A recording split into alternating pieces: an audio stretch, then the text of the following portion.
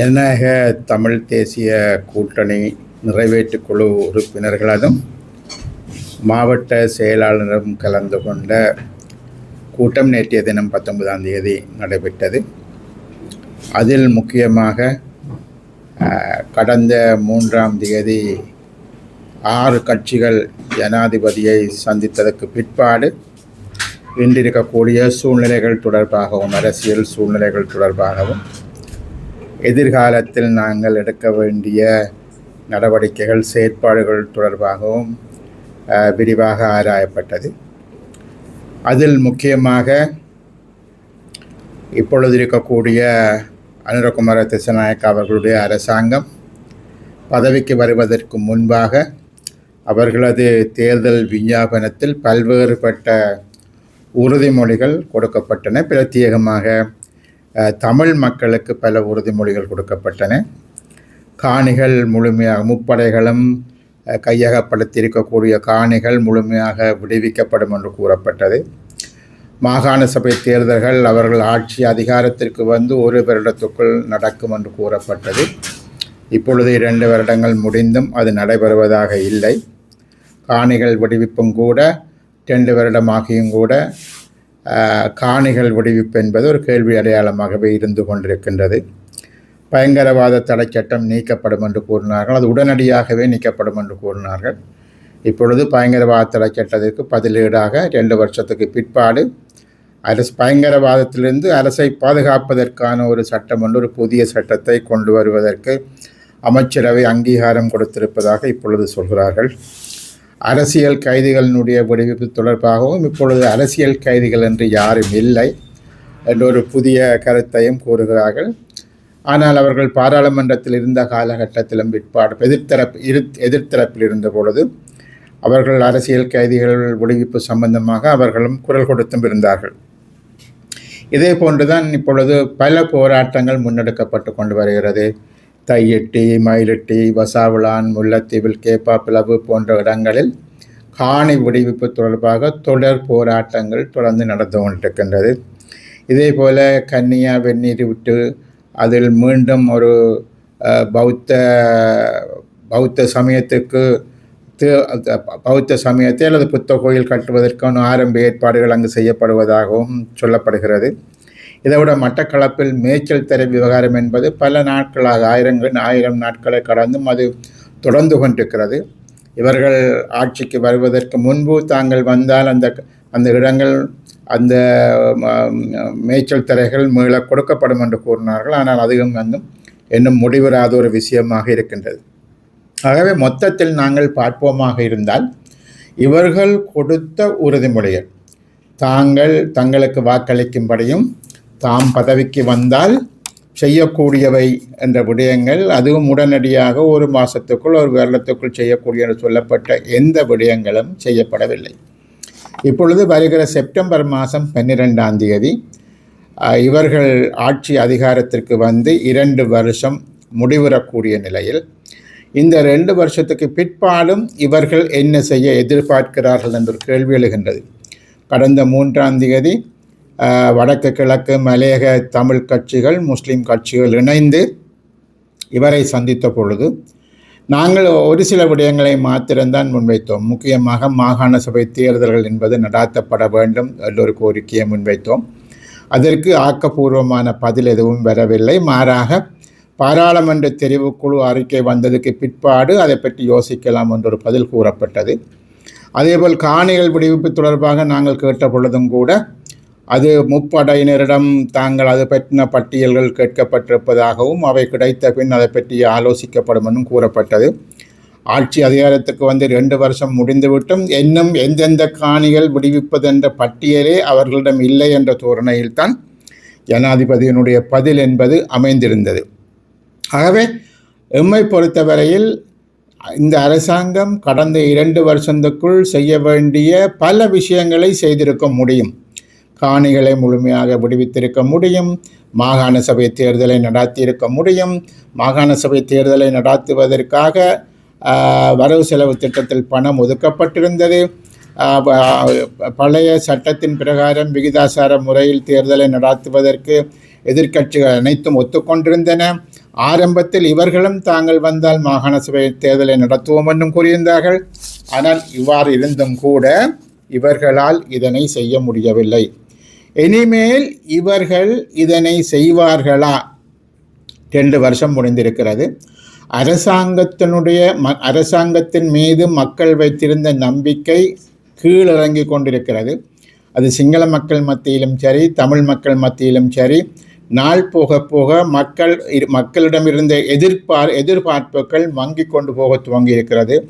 இவர்கள் காணிகளை விடுவிப்பார்களா அல்லது கைதிகளை விடுவிப்பார்களா, இல்லை என்று சொல்லி சொன்னால் காணாமலாக்கப்பட்டோருக்கு பரிகாரங்கள் காணுவார்களா என்று சொல்லி சொன்னால் நிச்சயமாக மக்கள் இப்பொழுது இவர்களும் முன்னர் இருந்த அரசாங்கத்தை மாதிரி எதுவுமே செய்ய மாட்டார்கள் என்ற ஒரு நம்பிக்கை இழப்பு மக்கள் மத்தியில் ஏற்பட்டு கொண்டிருக்கிறது. இந்த நிலையில் அடுத்த 2-3 வருஷங்களுக்குள் இவர்கள் 2029ஆம் ஆண்டு ஜனாதிபதி தேர்தலை சந்திக்க இருக்கிறார்கள். அதே போல் 2027ஆம் ஆண்டு 2027-28ஆம் ஆண்டுகளில் இவர்கள் உலகளவில் வேண்டிய கடன்களை மீளச் செலுத்த வேண்டியிருக்கிறது.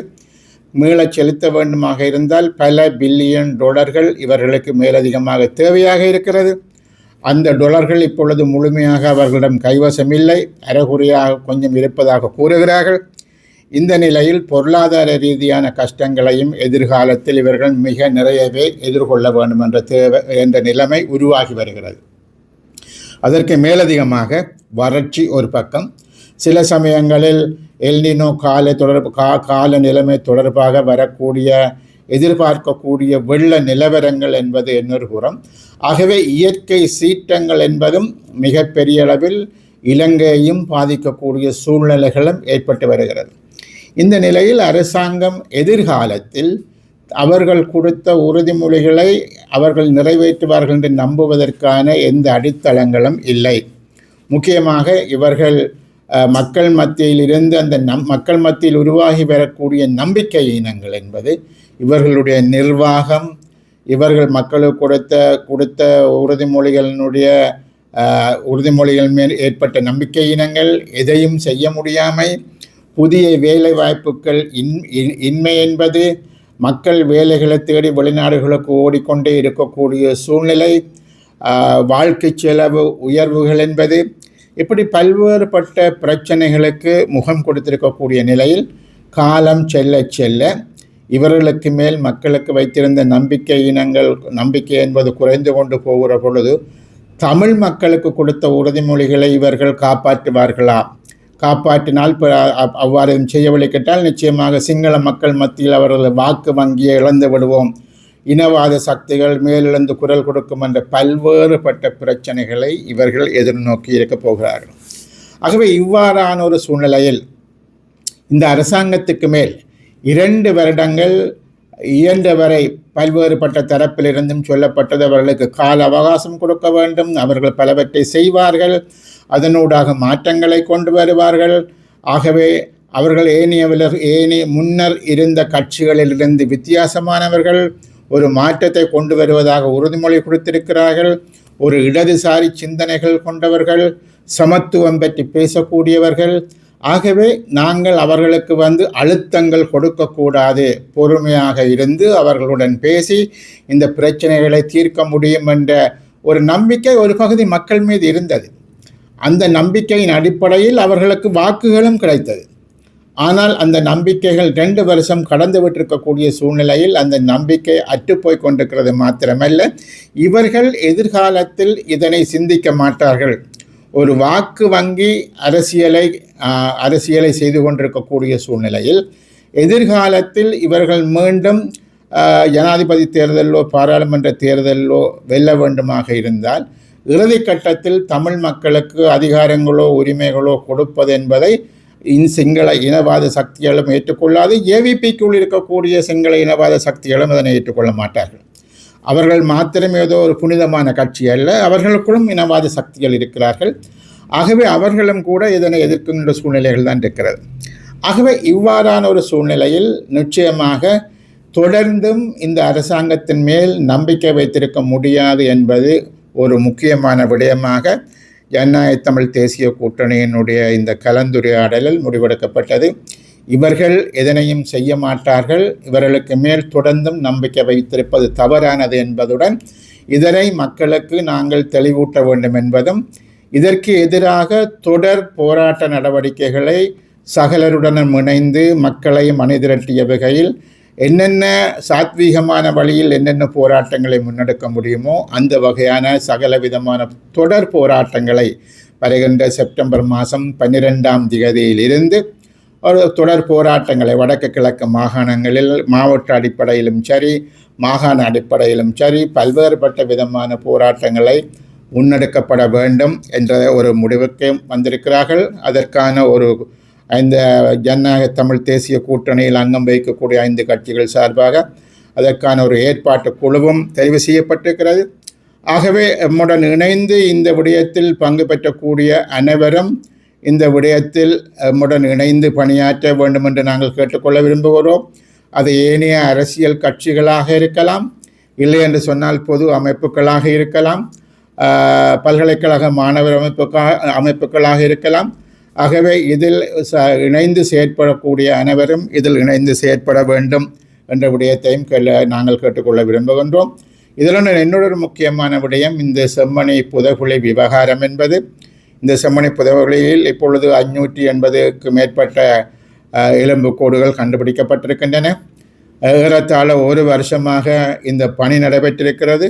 இந்த பணி இப்பொழுது இடைநிறுத்தப்பட்டிருக்கிறது. இனி அக்டோபர் மாதம் இது தொடர்பாக அடுத்த முடிவு எடுத்து அதுக்கு பிற்பாடு தொடர்ந்தும் புதைகுழியை கிளறுவதா இல்லையா, அரசாங்கம் அதற்கான உதவிகளை செய்யுமா என்ற போன்ற விடயங்கள் நான் நம்புகிறேன் அடுத்த அக்டோபர் மாதம் அளவில் தான் மீண்டும் தெரிய வரும். இப்பொழுது இருக்கக்கூடிய விடயம் என்னவென்றால், இப்போ ஒரு இலங்கையில் முதல் முறையாக ஒரு மிக பெருமளவிலான எலும்புக்கூடுகள் ஒரே இடத்தில், அது குழந்தைகள் பெரியவர்கள் உட்பட பல்வேறுபட்ட தரப்பினரதும் எலும்புக்கூடுகள் என்பது கண்டுபிடிக்கப்பட்டது. முதல் முறையாக மிக பெருமளவில் இந்த எலும்புக்கூடுகள் என்பது கண்டுபிடிக்கப்பட்டிருக்கிறது. ஆகவே இதனுடைய அடுத்த கட்ட நடவடிக்கைகள் என்ன என்பது இப்பொழுது ஒரு பெரிய கேள்வியாக எழுந்திருக்கின்றது. இந்த அடுத்த கட்ட நடவடிக்கைகள் என்பது முக்கியமாக இந்த எலும்புக்கூடுகள் யார் யாருடையவை ஏன்னு சொன்னால், இது யாழ் மாவட்டத்தில் இருக்கக்கூடிய காணாமல் போனவர்களுடைய எலும்புக்கூடுகள் என்று சொன்ன ஐயம் எல்லோருக்கும் இருக்கின்றது. ஆகவே அந்த வகையில் யாழ் மாவட்டத்தில் காணாமல் ஆக்கப்பட்டு பதிவு செய்யப்பட்டிருக்கக்கூடிய பல்வேறுபட்ட குடும்பங்கள் இருக்கிறது. அவர்களுடைய இரத்த மாதிரிகள் சேகரிக்கப்பட வேண்டும். இந்த எலும்புக்கூடுகளுடைய அந்த இரத்த மாதிரியுடைய அந்த DNA டெஸ்ட்டுகள் நடத்தப்பட வேண்டும். இவற்றை இலங்கை அரசாங்கம் அடுத்த கட்டமாக உடனடியாக செய்யுமா என்ற ஒரு கேள்வி இருக்கிறது. இவர்கள் அதனை செய்வதாக இருந்தால் அதற்கான தொழில்நுட்ப உதவிகள் இவர்களுக்கு தேவை. அது இவர்களிடம் மிக மிக குறைவாகவே இருக்கிறது. அதே போல் இதற்கான நிதி வசதிகள் தேவை. அதே போல் இதுக்கு நிபுணத்துவம் வாய்ந்த உறுப்பினர்கள் தேவை. ஆகவே இது தொடர்பான தொடர்ச்சியான விசாரணைகள் தேவை. இவை எதனையும் நிறைவேற்றக்கூடிய வகையில் இலங்கை அரசாங்கம் இருக்கிறதா என்று சொன்னால் நிச்சயமாக இல்லை. ஆகவே இலங்கை அரசாங்கம் இதற்கான ஒரு சர்வதேச உதவிகளை பெற்றுக்கொள்ள வேண்டும் என்று சொன்ன தேவை இருக்கிறது. ஆனால் இலங்கை அரசாங்கம் அந்த சர்வதேச உதவிகளை பெற்றுக்கொள்ளுமா, சர்வதேச விசாரணைகளுக்கு இடம் கொடுக்குமா, அல்லது குற்றவாளிகளை விசாரிப்பது போல இவர்களே இதனை விசாரித்து எதுவுமே இல்லை என்ற நிலைக்கு வருவார்களா? ஏனென்றால் இதற்கு முன்பு மன்னாரில் கண்டெடுக்கப்பட்ட எலும்புக்கூடுகளும் அது மூட்டை கட்டி வைக்கப்பட்டதை தவிர அதில் மேற்கொண்டு எந்த விடயங்களும் நடக்கவில்லை என்பதுதான் வெளிப்படையான உண்மை. இதே போல இந்த எலும்புக்கூடுகளும் மூட்டை கட்டி வைக்கப்படுமா, அல்லது அடுத்த கட்ட நகர்வுகள் மேற்கொண்டு விசாரணைகள் நடத்தப்பட்டு சம்பந்தப்பட்டவர்களுக்கு நீதி நியாயம் கிடைக்குமா என்ற ஒரு கேள்வி எழுகின்றது.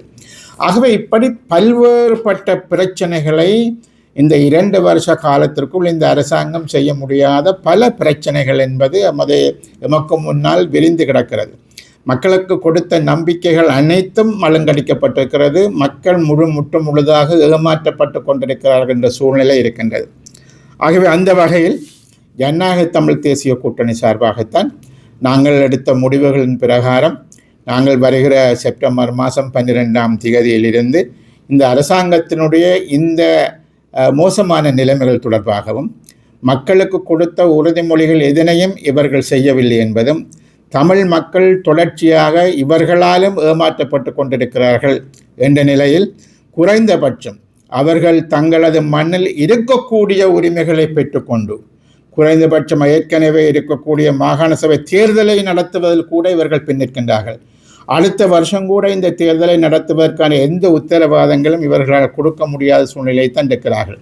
அவை குறைந்தபட்சம் ஒரு அரசியல் சாசன ரீதியில் இருக்கக்கூடிய அதிகாரங்களை அந்த மக்கள் பிரயோகித்து தங்களது பிரதேசத்து அபிவிருத்திகளை தங்களது பிரதேசத்து நடவடிக்கைகளை அவர்கள் முன்னெடுப்பதற்கான அந்த இடத்தை கூட கொடுப்பதற்கு ஒரு மறுத்து வரக்கூடிய சூழ்நிலையில் இவை மக்களுக்கு தெளிவுபடுத்தப்பட வேண்டும்.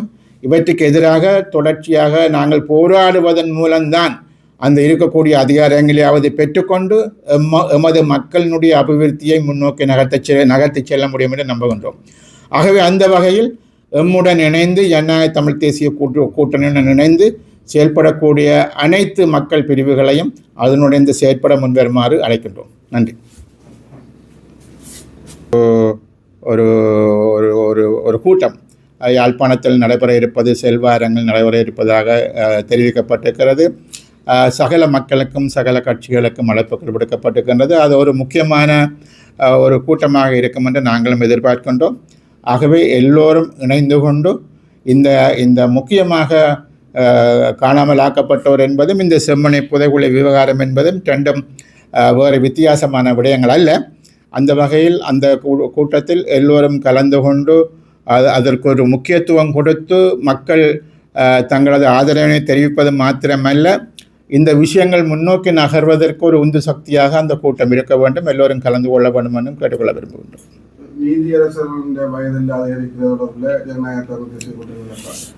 அரசாங்கத்துக்கு 1000 பிரச்சனை இருக்கேக்கில்ல. இன்றைக்கு அவர்கள் தங்களை தற்காத்து கொள்ள தாங்கள் விரும்பியவற்றை செய்து முடிக்க இப்படியான ஒரு புதிய ஒரு விவகாரத்திற்குள் தலை வைத்திருக்கிறார்கள்.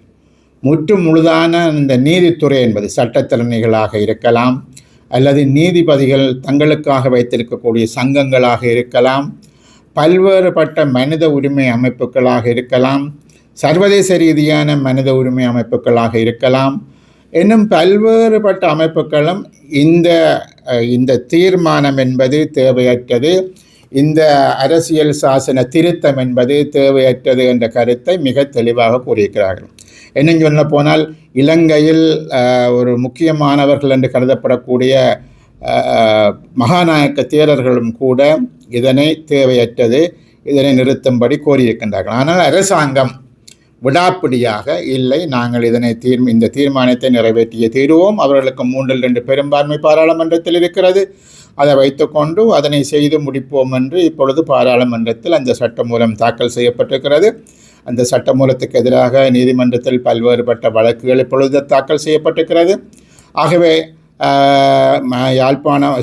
ஆகவே இலங்கையில் இருக்கக்கூடிய சுப்ரீம் கோர்ட் அதி உயர் உச்ச நீதிமன்றம் என்பது இது சம்பந்தமான அரசியல் சாசனத்தினுடைய இந்த திருத்தம் சரியானதா பிழையானதா, இந்த திருத்தம் கொண்டு வர வேண்டுமாக இருந்தால் வெறும் 3/2 பெரும்பான்மை என்பது போதுமா, இல்லையே மேலதிகமாக மக்கள் பொதுஜன வாக்கெடுப்புக்கு விடப்பட்டு மக்களினுடைய ஒப்புதல் பெறப்பட வேண்டுமா என்ற அடிப்படையில் பல்வேறுபட்ட வாதங்கள் நீதிமன்றத்தில் பல்வேறுபட்ட வழக்குகள் நீதிமன்றத்தில் முன்வைக்கப்பட்டிருக்கின்றது. ஆகவே இது சர்வஜன வாக்கெடுப்புக்கு போக வேண்டுமாக என்று தீர்மானிக்கின்ற பட்சத்தில் அது மக்கள் வாக்கெடுப்புக்கு வர வேண்டும் என்று சொன்ன தேவை வரும். அவ்வாறு இல்லாமல் 3/2 பெரும்பான்மையுடன் இதனை செய்ய முடியுமாக இருந்தால் இந்த அரசாங்கம் அதனை நிறைவேற்றும். ஆனால் அது மக்கள் மத்தியில் ஒப்புதல் இல்லாத ஒட்டுமொத்தமான எதிர்க்கட்சிகளும் நிராகரிக்கிற ஒரு விடயமாக அரசாங்கம் தன்னை நிலைநிறுத்திக் கொள்வதற்கான ஒரு ஏற்பாடாக இருப்பதாகவே எல்லோரும் இந்த குற்றச்சாட்டுக்களை வைத்திருக்கின்றார்கள். ஆகவே இது உண்மையாகவே பல பிரச்சனைகள் தீர்க்க வேண்டிய இடத்தில் ஒரு புதிய பிரச்சனையை அரசாங்கம் தேவையில்லாமல் உருவாக்குவது மாத்திரமல்ல, அந்த விடயத்தை கைவிட்டு ஏனைய விடயங்களை கையாள வேண்டிய நேரத்தில் இவர்கள் பல்வேறுபட்ட எதிர்ப்புகளையும் சம்பாதித்துக் கொள்வது என்பதும் ஆரோக்கியமான ஒரு விடயம் இல்லை. ஆகவே ஒரு புதிய அரசியல் சாசனம் வருகிற பொழுது அந்த புதிய அரசியல் சாசனத்தில் தேவையான மாற்றங்களை ஏற்படுத்துவது என்பது வேறு. இவர்கள் இப்பொழுது இருக்கக்கூடிய அரசியல் சாசனத்திற்கான திருத்தங்களை கொண்டு வருவது என்பது இவர்கள் ஏற்கனவே சொன்ன தேர்தல் விஞ்ஞாபனத்தில் குறிப்பிட்ட அந்த புதிய அரசியல் யாப்பு வருமா என்ற கேள்வியையும் இது எழுப்பியிருக்கிறது. ஆகவே இவர்கள் இப்படியான சில திருத்தங்களை கொண்டு வந்து தாங்கள் தொடர்ந்தும் பதவியை தக்க வைத்துக் கொள்வதற்கும் தொடர்ச்சியாக தாங்கள் அடுத்த 10-20 வருஷங்களுக்கு தாங்கள் தொடர்ந்து பதவியில் இருக்க வேண்டும் என்பதை நிறைவேற்றிக் கொள்வதற்கான சில ஏற்பாடுகளை செய்வதற்காக முன்முயற்சியாக இதுகள் கருதப்படுகிறது. ஆகவே இது ஒரு ஏற்புடைய விஷயம் அல்ல. அதனை நிச்சயமாக எல்லா கட்சிகளும் நிராகரிக்கின்றன. ஜனநாயக தமிழ் தேசிய கூட்டணியும் அந்த நடவடிக்கைகளை நிராகரிக்கின்றது.